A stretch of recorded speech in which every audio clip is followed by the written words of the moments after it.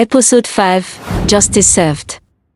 The sun rose over the kingdom of Benin, casting golden rays upon the palace walls. The echoes of drums from the previous day's wedding still lingered in the air, but today, the mood was different.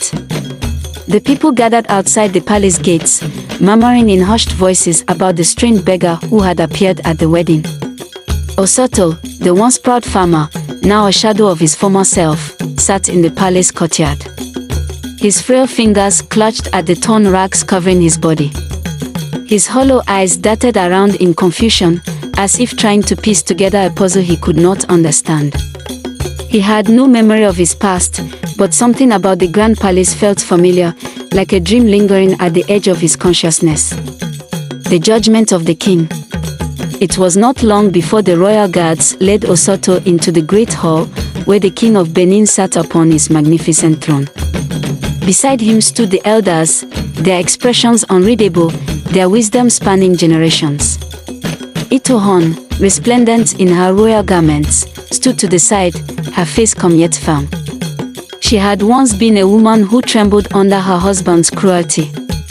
Now, she was a pillar of strength, admired by many. A hush fell over the hall as the king leaned forward. "Who are you, old man?" Osato struggled to find his voice. I do not know, Your Majesty. But something tells me I have been here before." The king exchanged glances with the elders. One of them, a man with a long white beard, stepped forward. "Then let us help you remember." The hall fell silent as the elders recounted Osato's past, his arrogance, his cruelty, his mistreatment of Itohon, and the fate that had befallen him. They spoke of the land of retribution, a place where the wicked faced the same suffering they had once inflicted on others. With each word, fragments of Osato's memory began to surface. His eyes widened in horror as the truth struck him like a bolt of lightning.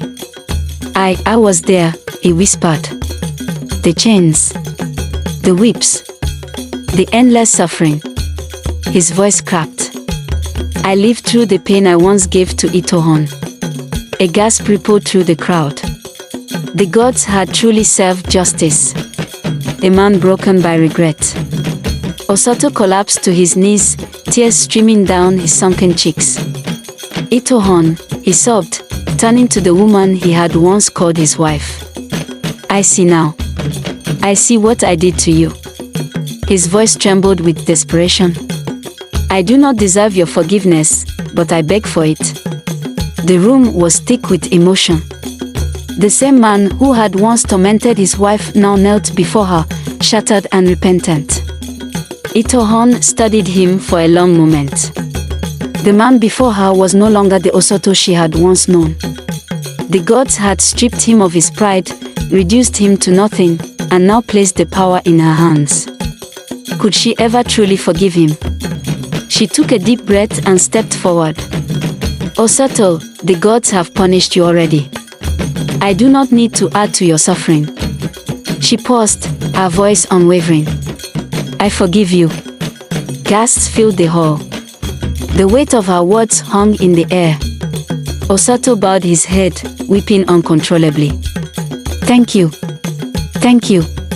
A new beginning, but not together.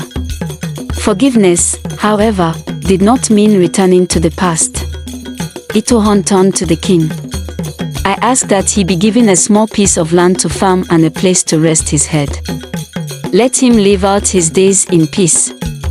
The king nodded in agreement. "So it shall be." Osato swallowed hard.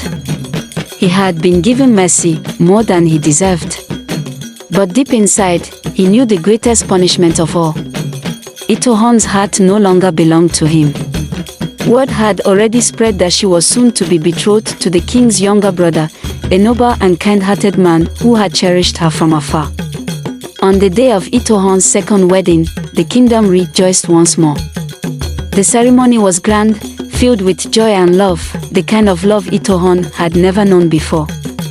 She smiled brighter than she ever had in her life, surrounded by people who truly celebrated her happiness. Osato watched from a distance, unseen among the crowd. Once, he had a wife who loved him. Once, he had children who looked up to him. Once, he had a life filled with promise.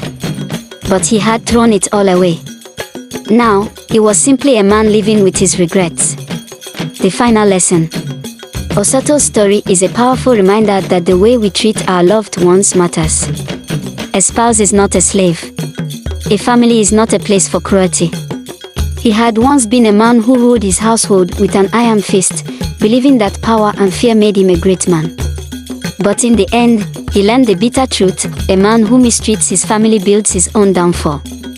No matter how high one rises, the gods see all. And justice, though it may be delayed, always comes. May we never take our loved ones for granted. Thank you for watching.